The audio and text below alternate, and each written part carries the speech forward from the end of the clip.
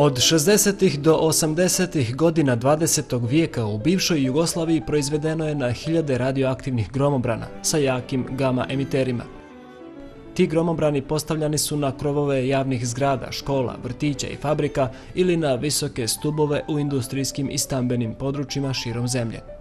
Pošto nije dokazano da ionizujuće zračenje oko kućišta gromobrana povećava efikasnost i poluprečnik zaštite, prestala je njihova ugradnja. Nekoliko desetina radioaktivnih gromobrana uklonjeno je s krovova, ali mnogo ih je ostalo netaknuto decenijama. Zbog neadekvatnog održavanja, ti izvori zračenja postali su prijetnja za zdravlje ljudi i počeli su da zabrinjavaju javnost. Neki su čak pronađeni u starom gvožđu, pa čak i u vrtićima. Pored toga i drugi zatvoreni radioaktivni izvori, ranije korišćeni u medicini i industriji, bili su skladišteni na različitim lokacijama i objektima u Crnoj Gori, na način koji nije u skladu sa evropskom praksom. Potpuno uklanjanje, prevoz i prepakivanje radioaktivnih gromobrana i drugih izvora zračenja, te njihovo skladištenje u licenciranim objektima postao je jedan od prioriteta savremene Crne Gore. Zato je 2013. pokrenut projekat upravljanje radioaktivnim izvorima, uključujući radioaktivne gromobrane u Crnoj Gori.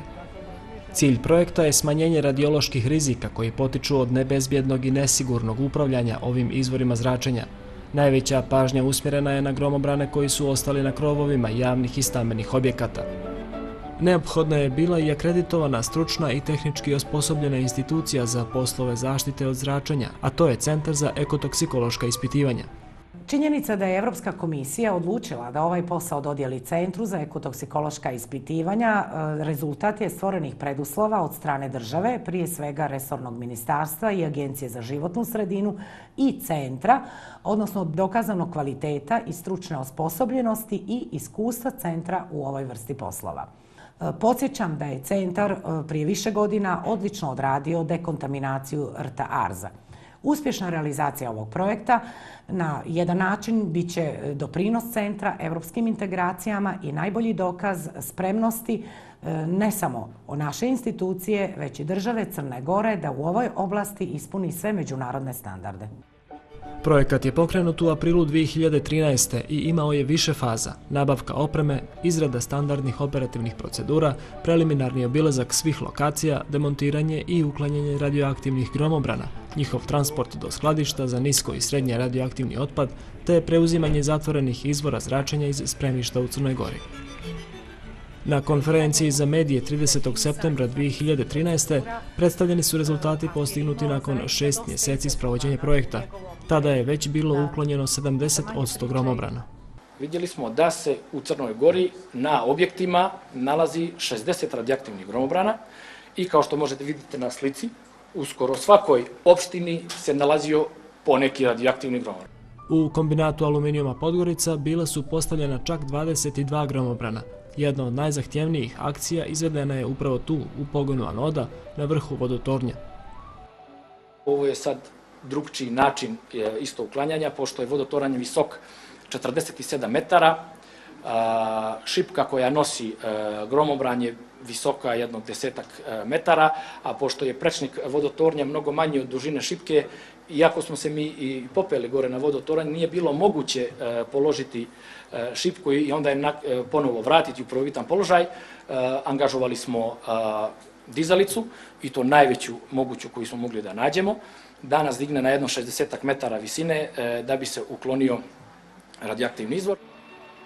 Stručne ekipe CETI-a savladale su i mnoge druge izazove. Radili su na gotovo nepristupačnim lokacijama, na specifičnim krovovima, a pored rada na visinama išli su i na 50 metara ispod površine zemlje. Jedan radioaktivni gromobran izvađen je iz jame Pišče u Pivi, gdje je bio bačen sa drugim otpadom. Ukupno je uklonjeno 71 radioaktivni gromobran, 63 su demontirana sa krovova, dok je 8 preuzeto iz privremenih spremišta. Također, uklonjen je veliki broj zatvorenih izvora zračenja koji su se nalazili u raznim spremištima na teritoriji Crne Gore i smješteni su u skladište niskog i srednjeg radioaktivnog otpada koje se nalazi u krugu Centra za ekotoksikološka ispitivanja. Ono što je veoma bitno istaći je da je cijeli projekat urađen na vrijeme i uz poštovanje svih standardnih operativnih postupaka i naravno uz poštovanje plana osiguranja kontrole kvaliteta, tako da možemo reći da je ovaj projekat realizovan na vrijeme i uspješno. Dobro postavljen institucionalni okvir i timski rad došli su do izražaja u realizaciji ovog kompleksnog i izazovnog projekta. Kao sistem dobili smo nešto što svi zovemo unapređenje kadrovskih kapaciteta. Ljudi su se prosto kroz ovaj projekat, kroz pripremu projektne dokumentacije i njegove implementacije naučili kako ovo može da se radi i vjerovatno sutra ćemo svi biti u prilici da nudimo nova znanja ili praksu i iskustva nekima drugima u regionu koji će ovaj put morati proći. Evropska komisija je finansirala projekat sa 454.000 eura. Novac je iskorišćen za nabavku opreme, za uklanjanje, demontiranje, laboratorijska ispitivanja i transport radioaktivnih izvora. Prethodno je država uložila oko 250.000 eura u izgradnju i funkcionisanje skladišta, koje je opremljeno donacijom Međunarodne agencije za atomsku energiju i sredstvima centra. U okviru programa EXBIS američke ambasade, centar je dobio specijalno ADR vozilo za prevoz radioaktivnog materijala. Tadašnji šef operativnog sektora delegacije Evropske unije u Crnoj Gori, Nikola Bertolini, prisustvovao je uklanjanju gromobrana u krugu nekadašnje fabrike Titex u Podgorici. Montenegro is demonstrating that preparing for accession means also to have better standard of life for the citizens. So removing this old stuff, these lightning rods, is part of the action that Montenegro is doing, and the European Commission is supporting this financially. So this is a good combination.